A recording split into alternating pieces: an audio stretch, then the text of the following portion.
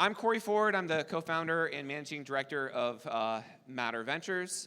We support early-stage entrepreneurs building the future of media, and we do a lot of pitching and feedback. And today, we are going to be hearing some of the most wild and crazy ideas for journalism. We have 4 teams that are going to be pitching today for your feedback. And they were selected from many applications that were submitted. Feedback, pitching today, it's all about feedback. We want to have these entrepreneurs, these innovators be successful, and the only way that you are successful is if you take the notion that whatever idea that you have at the start, it's actually not that good. It's actually not that good. It only gets good by actually pitching it, getting feedback, iterating, testing with users, etc. So we're going to take some really rough ideas. You're going to hear the pitches for them, and we're going to give feedback, and we're also going to get some feedback from the audience. And we have 4 teams. Does that sound good? Awesome. Joining me on our panel is Jenny. Jenny, would you like to introduce yourself to everybody? Sure, Corey. So, hi everyone. Thank you for holding it down with us. My name is Jenny Choi. I'm the Director of Diversity and Inclusion Initiatives at the Craig Newmark Graduate School of Journalism at CUNY, New York. My colleagues are, what? Before that, I was managing the journalism grant-making portfolio at the Robert R. McCormick Foundation in Chicago, and then after that, I worked with the News Integrity Initiative, which is another grant-making initiative to build trust between newsrooms and the public.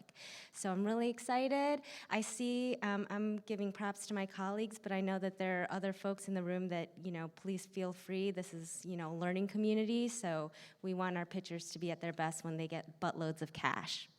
Maybe. Exactly. So we're all responsible for learning here. So think about what type of feedback you would give to these teams.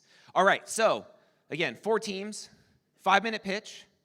I'm going to actually have some hand raises in the audience to give some instant feedback from the pitch, and then we're going to take 5 minutes to give feedback, and then we'll go on to the next one. And then at the end, if we have time, we'll take questions or additional feedback from the audience.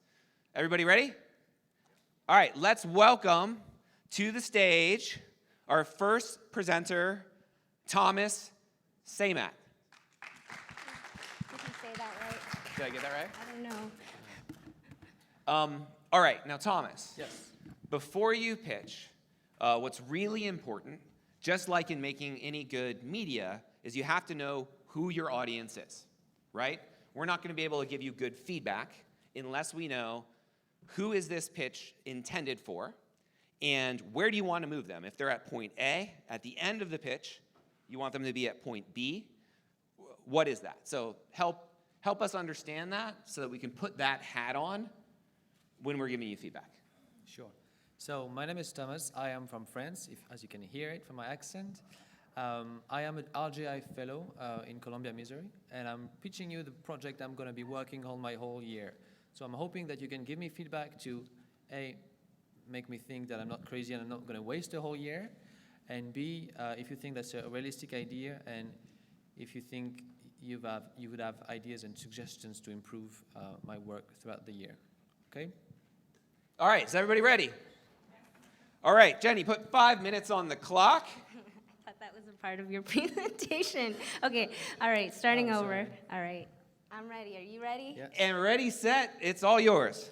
So good afternoon, everybody. Thank you for bearing with us until the end of the day. My name is Thomas, and I'm here to talk to you about Sandbox 360, which is a tool to crowdsource feedback from immersive journalism. Over the past few years, immersive journalism, which is using 360 video or VR to tell stories, to tell the news, went from an experimentation by a few trailblazers to reporting techniques used by some of the world's largest newsrooms.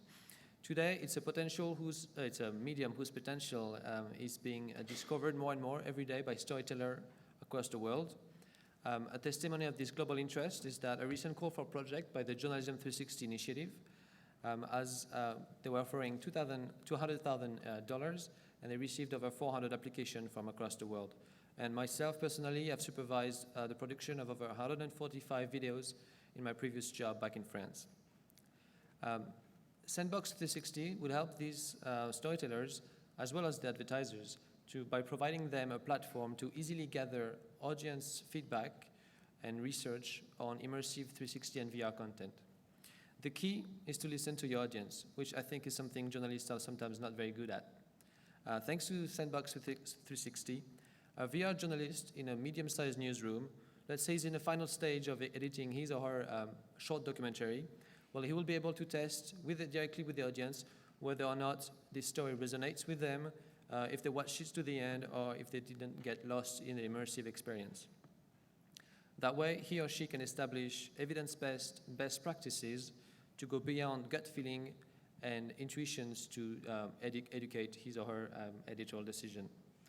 And on the advertising side, an ad company will be able to test this new 360 ad format they are thinking and experimenting with to see whether their objectives, their marketing objectives, succeed as well in terms of the story objective, which is being less disruptive. Sandbox 360 works like an online focus group, and in 3 easy steps. First step, you upload a draft version of your video or your VR piece on the platform, along with a questionnaire of the questions you want to ask your audience. Step 2 is the audience sample that you've selected. Maybe they're power users, maybe they're newsletter subscribers, maybe they're your friends and colleagues. They watch the video and they answer the question. Step 3 is in the back end, you, as the content creator, access the feedback, the qualitative feedback, and hopefully I'm thinking about having voice to text directly as an interface, so the people giving the feedback don't have to take the headset off, and they can give it directly, either scene by scene or at the end of the video.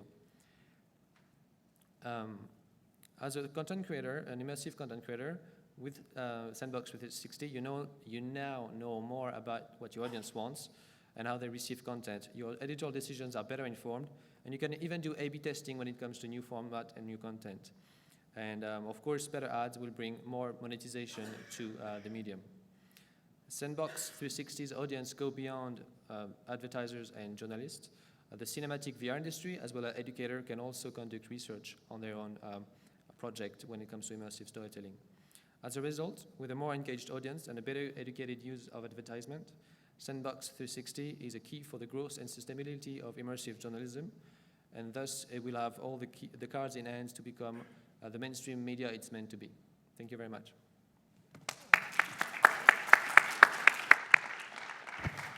All right, thank you, Thomas. Okay, so before we go to feedback from the judges over here, I want to get some feedback from the audience. So what you're going to do is raise your hand high if you agree that he accomplished the following, right?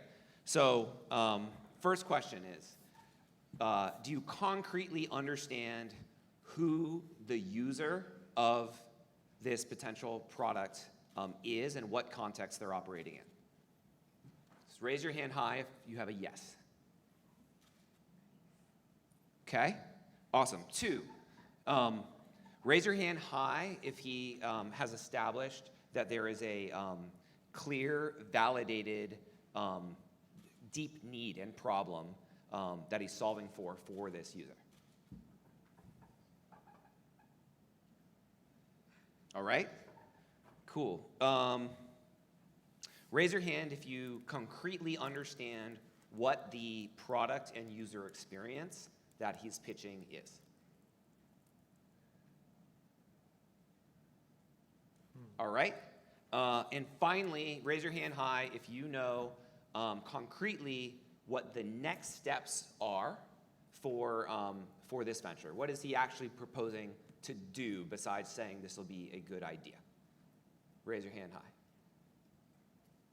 Okay, so that's some quick feedback from the audience on where you're hitting certain notes and not. And let's hand it over to us, I guess, to give some feedback in the remaining time that we have. Do I stay here?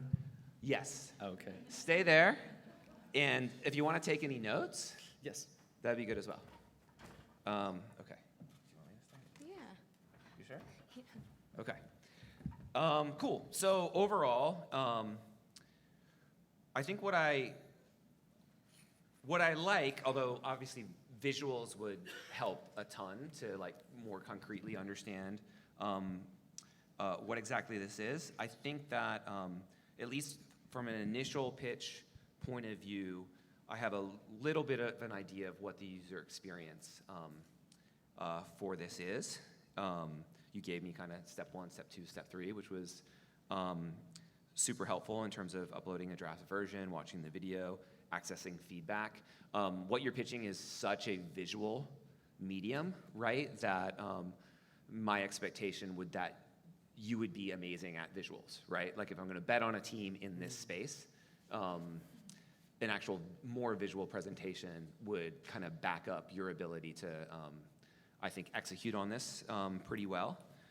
I love anything having to do with getting audience and user feedback. So I personally fundamentally believe that if you are empowering others to get more feedback from audiences, that's gonna be a virtuous cycle rather than just designing in the dark. So I believe it, but I don't think that I heard enough validation of kind of the current pain points from virtual reality makers, as well as I think the advertising point of view. And I'd like to actually maybe meet some real people, and instead of just say in general, people like these, actually meet some real users and tell us take us into a moment with some specific problems they're trying to solve. Be really concrete about that, and then once you've done that, like zoom out and tell us more about the landscape. I don't have a good sense of how big the market is for this, and I think it really depends on what you're trying to do with it, right? I'm not sure exactly whether your audience is somebody who's investing in this from a business perspective or from a different perspective, but if it involves any investment, obviously talking about how large of a problem this might be is essential to do. And for right now, I'm gonna leave it at that. But overall, I think for the time that you had to prepare for this was a good prototype number 1 in order to get some initial feedback. Oh, sorry, next steps. I have no idea, like, okay, let's go, like this is a great idea. I have no concept of what it takes to go to, you're at point A, what's point B, right? Because if I'm somebody who's investing in it or somebody who's greenlighting it in an organization, I'm not saying initially, like, okay, from point A, I want this forever. I wanna know, what are you asking me resources-wise to go from here to here for us to learn more information? What did you think? So I'm gonna come from the standpoint of a layperson. It's very important, I concur with Corey, that for the product that you're pitching, the visual, being able to see it, especially if the person with resources is not coming from the same level of expertise as you, to be able to see it, to understand it, I think would really be useful. And I think in general, we tend to try to think of, when you're pitching your idea, especially in the foundation world, we're always looking at the landscape, and we want a better understanding of kind of your competitors and why you're different than everybody else. Or how do you contribute into the larger ecosystem of this larger problem that you think everybody else is trying to solve. So I think it's really important to also have that kind of perspective and to be very clear about your niche and how you're different. Let's give it up for Thomas. Thank you. Make sure I get that pen back. Thank you. All right. So that was our first pitch. Let's give a warm round of applause. Welcome to the stage, Alex. Come on, that's like a golf clap. Come on, let's go. Yeah, much better, much better. All right. Here you go. Yeah, you can use this, but first, sorry. All right, remember, audience is really important. Please describe to everybody in the room who's your audience and where do you want to move them to with this pitch. So my audience for this is you all, because I came up with this idea for this specific conference. So I'm looking for feedback on whether you think this is an idea that makes sense. And if there are people in the audience who are into the idea, I'd love to hear from you, because just maybe there are people out there who want to help me build this. All right, everybody got that? Put yourselves hat on while you hear this. And let's put 5 minutes on the clock. And it's all yours. Hi, it's so great to see all of you here this afternoon when you could be out having a beer. My name is Alex Eggerking, and I'm here to pitch you Make America Make Sense Again, a newsletter service that helps the rest of the world understand what the hell is going on in US politics right now. So Americans in the audience, how often do you wonder what the hell is going on in US politics? So spare a thought for the rest of us in the rest of the world, because if things are confusing to you, just imagine what they look like to us. And I think this confusion really started with the 2016 election and had a lot to do with Trump. Trump was actually one of the most Googled terms at the time, and I'm Australian. Actually, Australians Googled Trump more than any other non-US country in the whole world. But since then, Google searches around Trump have declined a lot, and in their place, people have been searching a lot more about issues. They want to know about gun control. They want to know about the Democrats. They want to know about impeachment. Quite simply, I think people throughout the world are sick of the Trump spectacle, and they're more interested in finding out how they can have their questions answered about what's going on in the US. And that's where Make America Make Sense Again comes in. So I want to take you through what this product looks like and what the user experience really looks like. And I want to start with Australia, which is where I plan to actually get this thing going, because it's my home country. So take an Australian reader. Her name's Penny. She's 31. She's a lawyer, and she loves staying on top of what's going on in the world, as do many Australians. We're very global. We're very well educated. So Penny hears from one of her friends about Make America Make Sense Again. Her friend says it's a smart, informative way to learn stuff about the US that she doesn't get anywhere else. And so Penny signs up. And she gets these email newsletters weekly on a Sunday morning when she's about to head out to read the paper, as we do these days, over coffee and brunch. And in this week's edition, she might get an update on the 2018 midterms. And in reading that, she might get the information that there are 470 separate congressional races being run, but at the end of the day, it's going to come down to what people think about Trump. She might get reminded that in the US, voting isn't compulsory, like it is in Australia, and as a result, while 86% of Australians turned out to vote in the last election, less than 40% of Americans turned out in the last midterms. She might get the story about Beto O'Rourke, the charismatic Democrat, barnstorming his way across Texas and really polling well against Ted Cruz in the Texas Senate race. And she might get reminded at the end of the day of why this matters. Why what happens in the midterms is going to be crucial for what Trump can get done through the rest of his term in office, and what kinds of investigations the Democrats might just get going if they take back the House.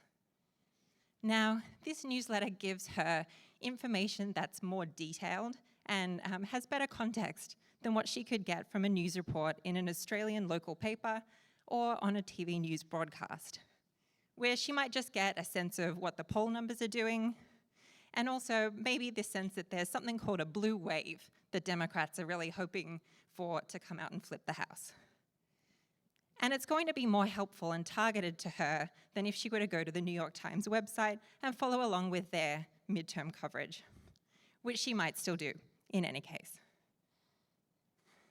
And at the end of the day, this email newsletter comes to her inbox when she wants to read it. And it comes from an Australian correspondent, someone who writes with an informal, engaging, informative tone, someone who helps her feel smart, someone who at the end of the day she feels she could ask questions of, and maybe she could just sit down and have a beer with this person. Kind of feels like a friend. And it's this kind of engagement that we'll seek to build off with our correspondent teams. Our correspondent teams will ask Penny questions.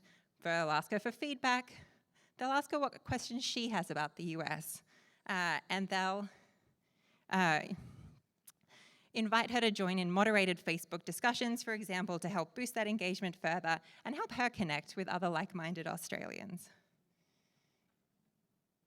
So that's a sense of the user experience for this product. And now I want to take you through how I plan to execute this and how it will scale beyond Australia, how it will scale globally.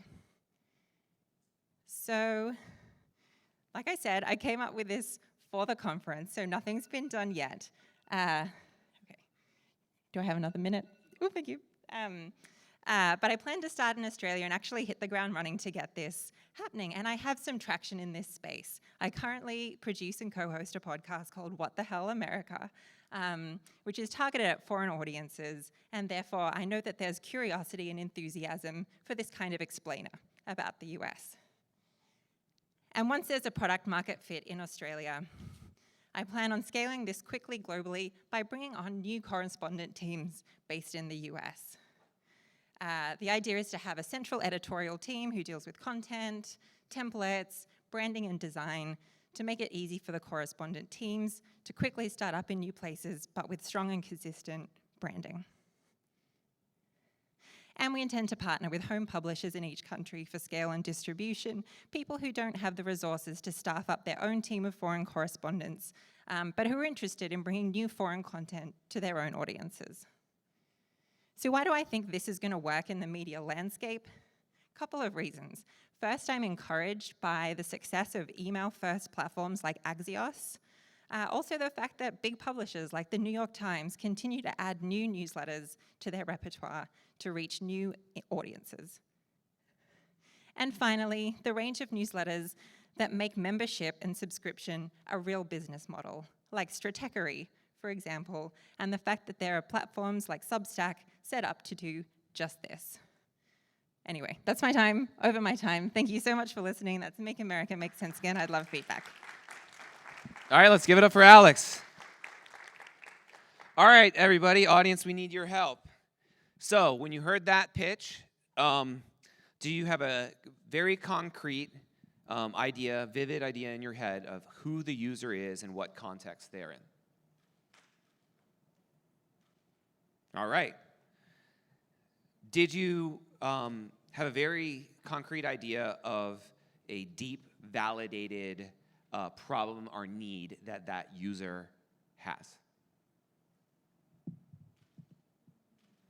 Cool.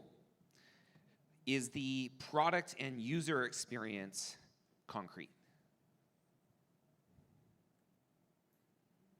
All right, and finally, do you understand where she will go from here? What are the concrete next steps? Perfect. That's a bit of audience feedback. Now we're going to go over to the panel. And Jenny, why don't you kick us off? So is that microphone working for you if I'm asking questions? Yeah. Okay. Yeah. Ta-da. Sorry, I just like Here's one moving here. mic. Okay, it's fine.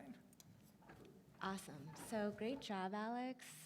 And I'm just curious, so is the newsletter for eventually the podcast? Is that what you were describing? So they're separate at this moment, and I'd really love to start this as a newsletter-first platform. What I'm doing with the podcast is in the lead up to the midterm, so it's sort of a mini-series. But I definitely see the opportunity, if this newsletter takes off and really finds a product market fit, to expand into other mediums like podcasting. Mm-hmm. And so in terms of actually targeting your market, we know that especially news consumption has become particularly politicized, and people know where they already want to go to for this kind of information. So I'm just curious what your strategy is in terms of marketing towards the audience that you want to draw into your newsletter. Yeah, and I think that's also quite a US perspective, because I think that polarization is a huge problem here that I think is less of a problem throughout the rest of the world. I think people are in the bucket of just trying to figure out what's going on. This is So this, in terms of targeting, I think this is going for people who like follow along probably with like the New York Times, probably the Washington Post, but they're open to a range of sources. I don't think they're politicized in the same American way. They're just looking for new ways to understand. And in terms of the tone of your newsletter, have you thought at all about the kind of, I mean, is it going to be kind of like the Skim or? A little more serious than the Skim. Yeah, it's going to appeal to, it kind of, I hope people don't mind, but a kind of like cut the bullshit kind of approach, you know, informal, conversational, smart, but without being flip. Okay, thank you. I just had questions. I think this was an excellent first pitch overall. I especially appreciated the concreteness and detail with which you went through pretty much every single aspect of the pitch, and that's something that we see with entrepreneurs. We don't see with entrepreneurs enough, right? And even if each of those details might not be exactly the right ones, you framed it in a way that it's concrete enough for you to get good feedback on each of those aspects. So congratulations really on how you've put together this pitch. Just a couple things, like areas that I would work on a little bit. It actually took me a while to realize that this was starting for an Australian audience. So, and that might have been just me, but just emphasize that a little bit more up front, I realized later on. Sure. And maybe it's because I'm not in Australia, but you know,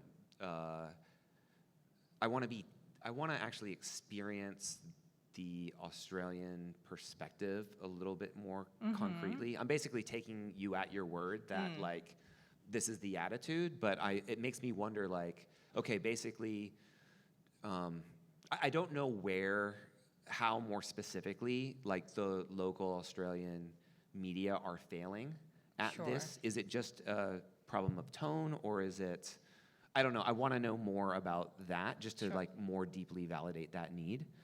I love the fact that you run a podcast, I think you said, called What the Hell America. And I actually think you should get that up front in your pitch because it gives you a lot more credibility for where you sit kind of in the landscape. And even if there was like a personal story of like, so I run this podcast called What the Hell America, et cetera. And so I listen to all these people all the time. And I had this aha moment that this is missing, et cetera. That might actually be a more powerful way of validating what you were talking about at the beginning. You mentioned monetization and business model almost as like a throwaway thing at the end. And I was wondering a lot earlier on, like what that is. I was wondering a lot earlier on, like what's the operational, like what does it take to like fully staff this? I do wonder about expansion globally. I guess I'd like to know, you can't assume that what's happening in Australia is also happening in whatever X country is going next. So just a little bit of a hint of like how you would validate that point of view is needed as well. But overall, I think really impressive first pitch. Congratulations. Can I actually add one more thing? So if you already have this podcast, I guess my question, this is an existential question, is kind of like, do you need the newsletter or do you activate your podcast and your existing subscribers to see how you want to deepen that relationship and see what that looks like in terms of a newsletter instead of thinking them as two separate things? Yeah. So No, just that's an a great idea. Great.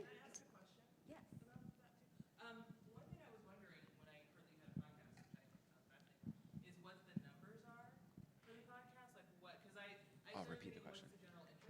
Right. Sell somebody on this, you might want to say up front, the numbers are great because there's a lot of people on play using this, and I get X number of listeners per podcast, which kind of sells people on the idea that there's actually an interest.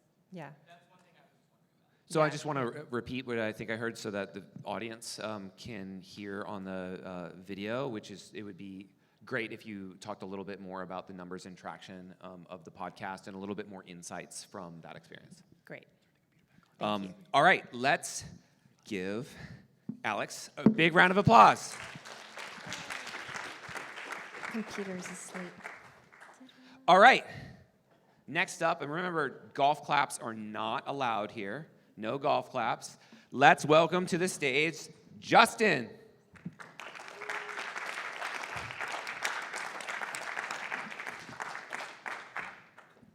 All right, Justin, who is the audience for this pitch, and where do you want to move them?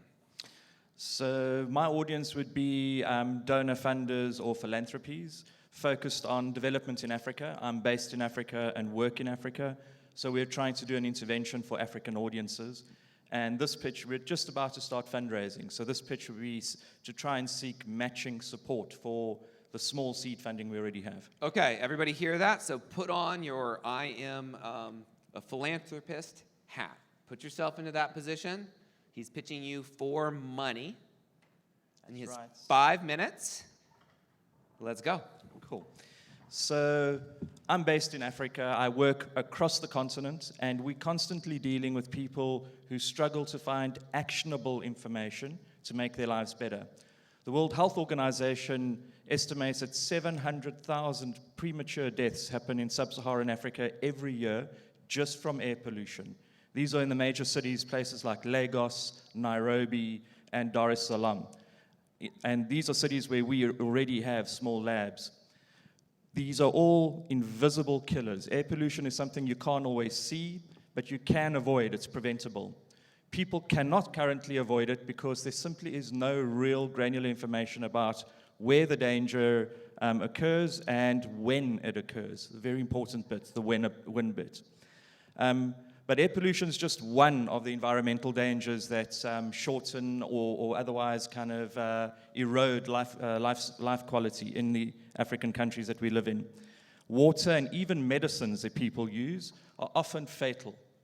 So the solution that we're attempting to roll out is basically connecting watchdog media with enabling leapfrog technologies.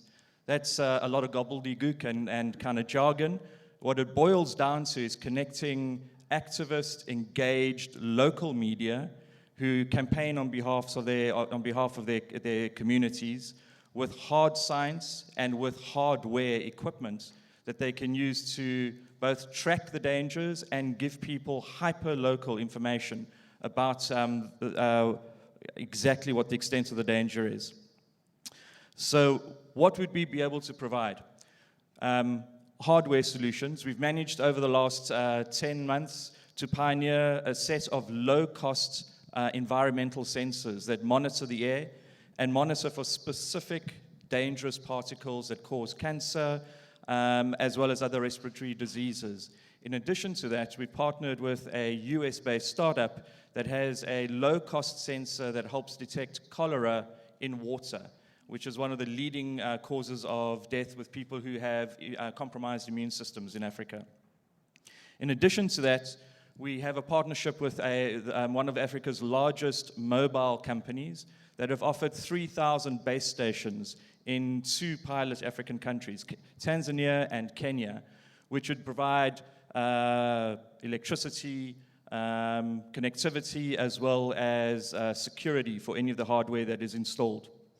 And then on top of that, we have university partnerships connecting hard scientists and data analysts with people, with media who are going to be using these networks of sensors.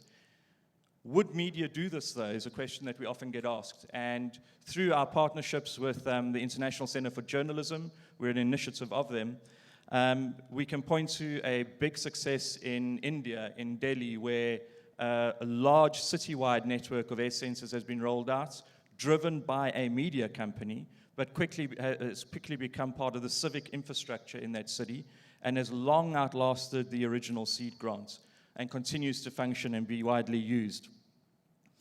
But how do you build engagement with this? Building the technology and putting it in place and telling ad hoc stories doesn't mean that people are going to naturally go to it when they need information or even be aware of it. So we've partnered with a series of radio stations who will replace part of their hourly weather reports with local air quality and water quality reports. And they'll be pointing people at a set of very simple Mobi tools, as well as bots and, crucially in Africa, WhatsApp channels that give people push alerts. So in other words, you don't have to go to it, it comes to you. It's not spam because it's very low volume and is opt-in. So how would we be able to ensure that we can actually do this? Is there a team with a proven track record behind it? So I'm part of something called Code for Africa. We've been around for about 7 years, pioneering leapfrog solutions for media across the continent. Amongst the most successful things we've done in the last year and a half is launching a Pan-African network of drone journalism pilots who are, after 10 months of initial donor funding, are now actually commercially successful and viable. The World Bank, amongst others, hires them regularly. In addition to that, specifically around sensor journalism, we've run pilot projects in 3 countries around air quality, but also testing things like water bottles, so the water that you buy in sachets or water bottles, and at meat factories that supply butcheries. In both those cases, they resulted in police raids and crackdowns by authorities in Nigeria, leading to tightening up of legislation as well as closing down of dodgy suppliers. And finally, in Kenya, by testing medicines, we've been able to prompt the government to withdraw one of the most widely used malaria medications after it was proven to be kind of out of date, so not always effective. I think I'm out of time, so thanks very much. Thank you very much. Thank you, Justin. All right, audience, remember, what hat are you wearing? You're philanthropist, right. Okay. From the pitch, do you have a very clear, vivid idea of who the user is and what context they are in? All right. Do you have a clear idea of a deep need that that user has that this is going to address?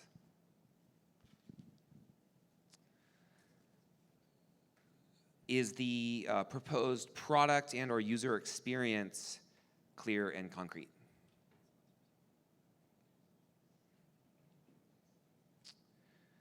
Are the next steps concrete?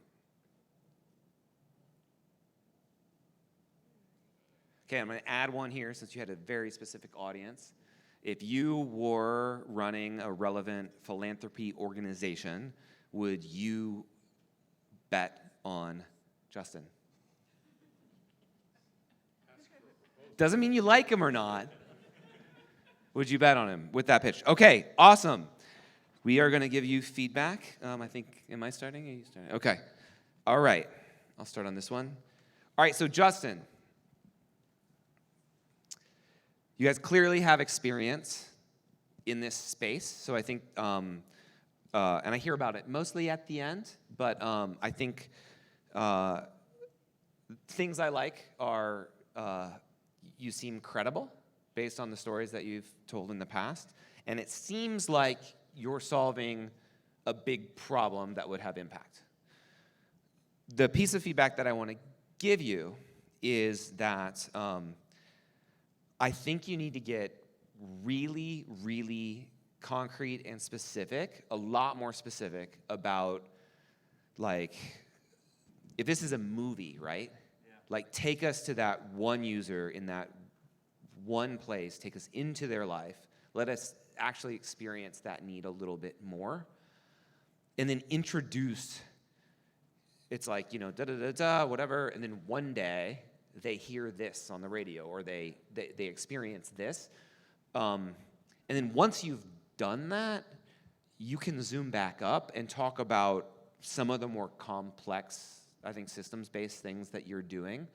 But I think you're making a classic, just a classic mistake of being too top-down in your storytelling at the start. So way back in the day, I used to be on teams that made films for Frontline, and our secret was you don't make a film about like a a big topic and have like an expository story about it, you use character-driven narrative, right? And then you zoom back up, and the same thing applies to pitches.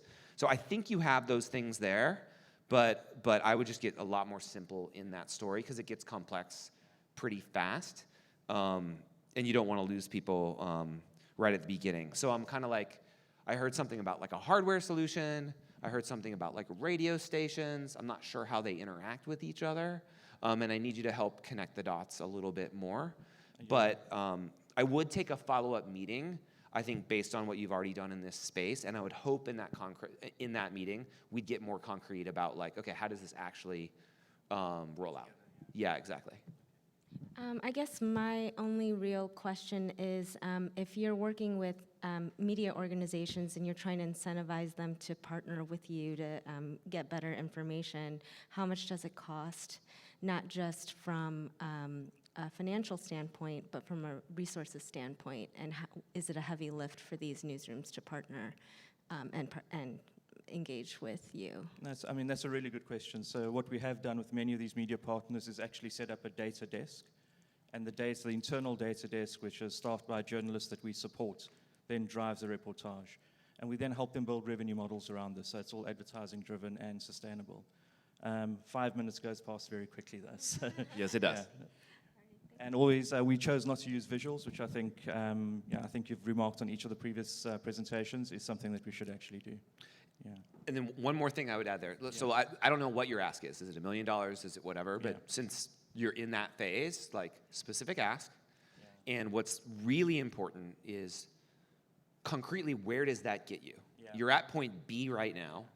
What is point C, which $1 million gets you? You need to be super clear about that vivid, time period 18 months from now from where it gets you, because that's what you're asking that philanthropist to buy a ticket to, right? So I actually ran out of time. So the actual ask is a matching ask. That we've got $100,000, we're looking for a dollar for dollar match. Got it. Yeah. Awesome. Let's thank Justin.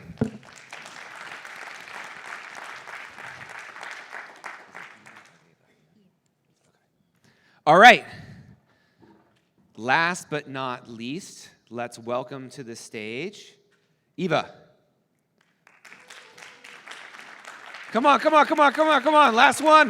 Last pitch of the day. Let's go. The alcohol is so closed. Okay, so you know the question I'm going to ask before you begin. So Who is ready. your audience, and where do you want to move them to?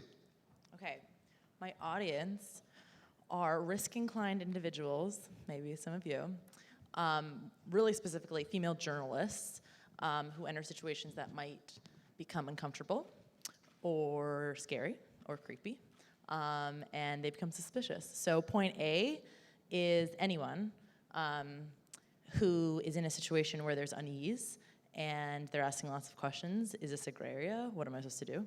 And point B is that same individual. So I'm doing your stuff. Point B is that same person feeling like they just took a big exhale and they have peace of mind. Are we ready for this? Put 5 minutes on the clock. Let's do this. Okay. All right. So we're going to set the scene pretty specifically. Everybody, except the camera person, needs to close their eyes. Everybody. I can see you all, so close your eyes. Close your eyes. Justin, close your eyes. All right. You have just landed at an airport. You've never been to this airport before. You've never been to this country before. It is 3 o'clock in the morning, local time. Your body thinks it's 4 in the afternoon.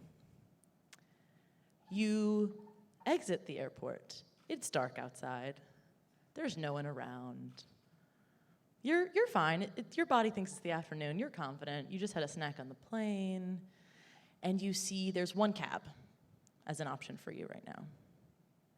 So you're thinking, maybe I'll wait to see if there's any other cabs or any other people before I make decisions in this new place that I'm in. But there are no other people, and there are no other cabs. So I want you to keep your eyes closed and think about what your personal next move is. Maybe you've actually been in this situation. Okay, so you're going to keep that story that you have in your head and what your next move is. Your move could be crying. your move could be doing nothing. Just have a stance on where you're at right now. Okay, now I want you to open your eyes.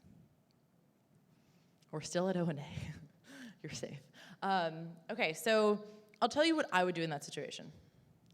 I would take out my phone and probably find a person on my phone who either lives in the country where I'm at or someone from home, and I would text them my location. I'd be like, okay, someone knows my location, great. If I die right here, right now, they know this is where I landed. But that would be, I would pick them up on my phone, send them my location, and say, hey, I'm getting into this weird situation right now. It's like a 3 on a scale of like 1 to 5, creepy, but like who knows? I've never been to this country. I'm not gonna judge how scary this is. This could be completely normal. I'd send that text off. It may or may not arrive to that person, and I get in the one cab that's available, and I go on and I either report on the story that I'm there for or do whatever I'm there for. Okay. Here's what I would rather do in that situation than what I just described, which is probably exactly what I would really do. So I would prefer to text a thing that is not actually a human being, who's available at all hours of the day, and who can absorb my location and I can communicate to calculate my response time. So my ideal situation is a tool in which I am sending them my location, I'm giving them a few details, this is the situation, check on me in an hour. I just want to make sure I arrive at my hostel at the right, safely. That's it. This is not an emergency situation. I didn't feel the need to call 911. This tool then can keep track of my location and check up on me. And if it doesn't hear a response from me, it would take an action. So I'm going to show you what that looks like.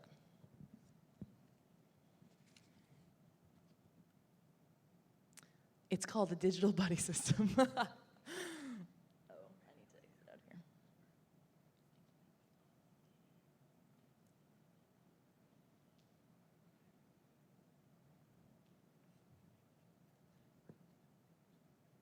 Okay. So this is the experience. Okay, I don't know if you can see this. I'm just going to zoom in 1 minute.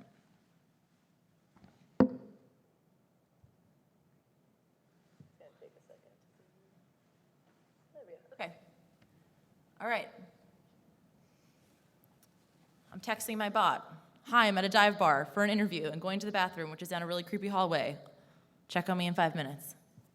Don't need to call 911, but just need to put it out there that I'm in a kind of weird situation.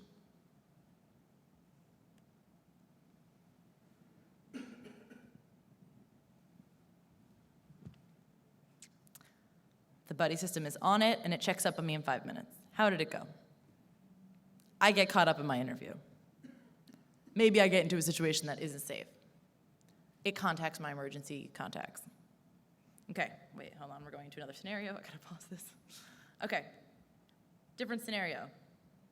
So it calls my emergency contacts, my parent, my spouse, my friend, whoever it is that's on my file, and they then know that I may be in a weird situation. It basically has the information that I had just sent this bot.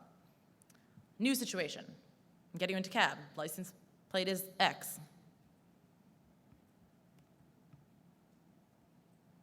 The bot's on it. It's asking for details right away. I'm sending the details. Got it. All right. So hopefully that paints a picture for you. This basically is to the point that this idea came to be. Oh, what's going to happen now? I arrived safely. Great. So this is actually an idea that came from Emily Withrow, who's the director of the Bot Studio, and she passed this idea around in a Quartz She Slack channel, and a lot of female journalists were like, I could actually use this. I was like, I can definitely use that in my personal life. I'm not actually a journalist, but so anyway, so it came to be, and I want to hear what you guys think about it. The end.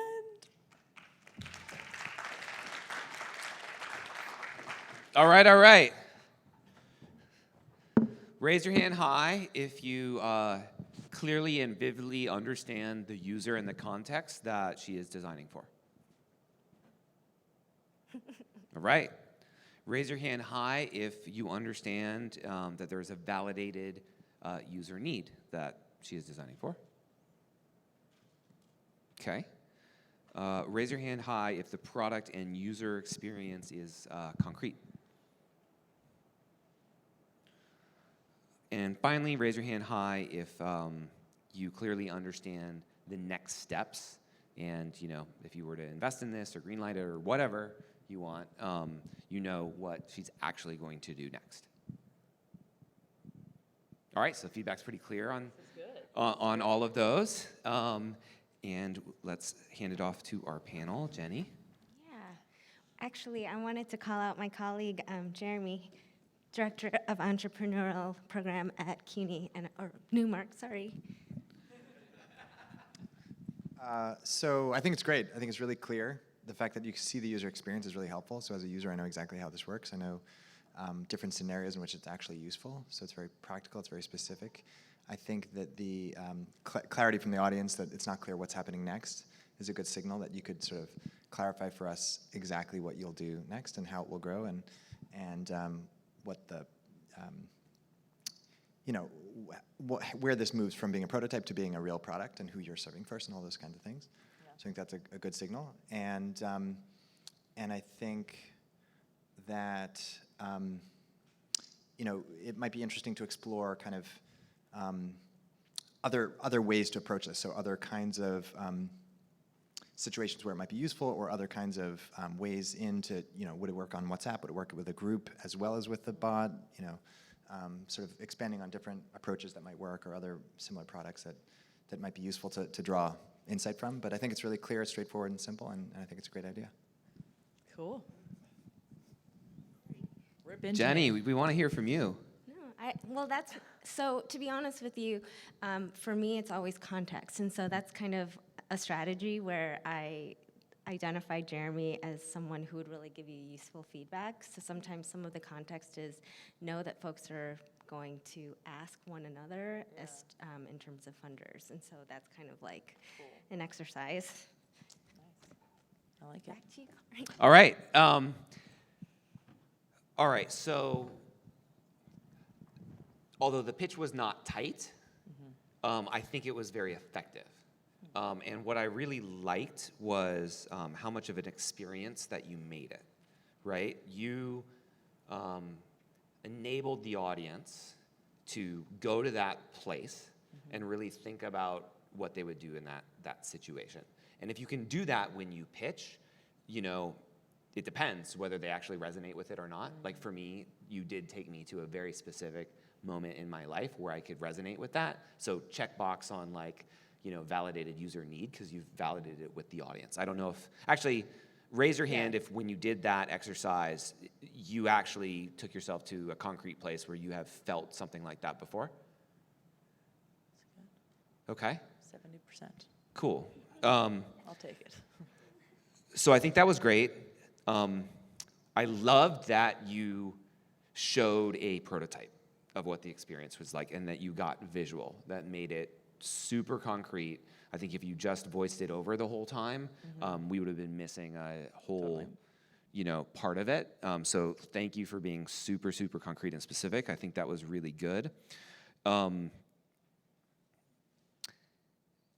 Now it's all about all the other details. Gotcha. Like, what are the next steps? Clearly, we need to know more about. I have no idea what type of context you want this to live in. Do you want to build a company out of this? Do you want somebody else to adopt it or whatever? Yeah. How do you make this something that's viable? And I think most importantly for something like this, what is your go-to-market strategy? How do other people discover this and understand this? I guess there might be a potential viral loop built into this with potentially a user experience.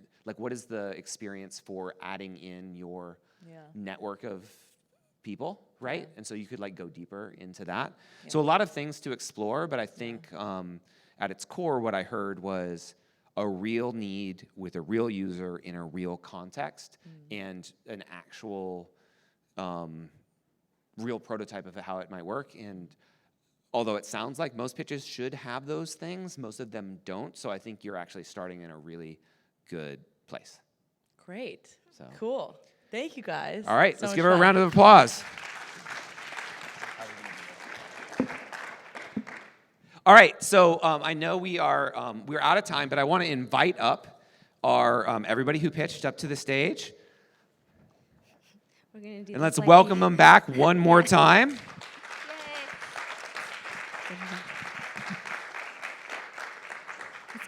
So we were going to take questions from the audience and feedback right here, but since we're at time, I think I'm going to invite us to maybe stick around and come up to the stage and give feedback and ask them questions, because I don't know if we still have this room or not.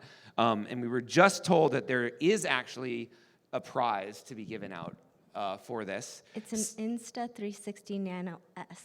What? Exactly. I know. I don't know.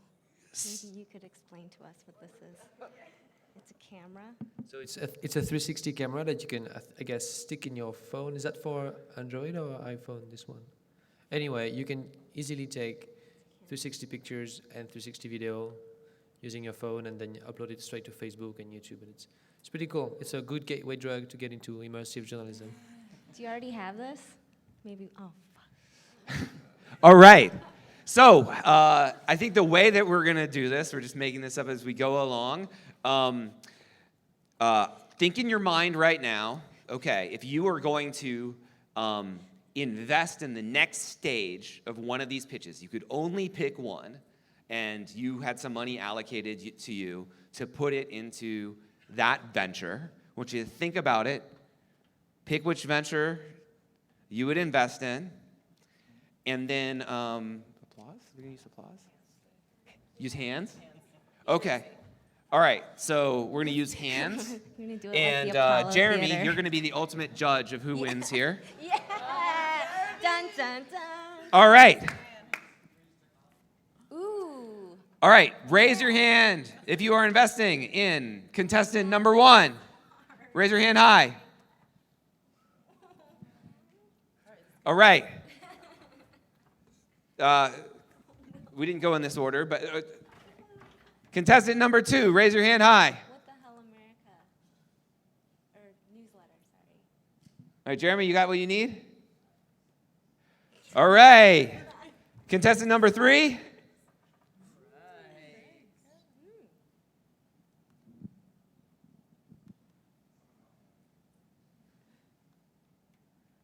Are you good? All right. And finally, last but not least, contestant number 4.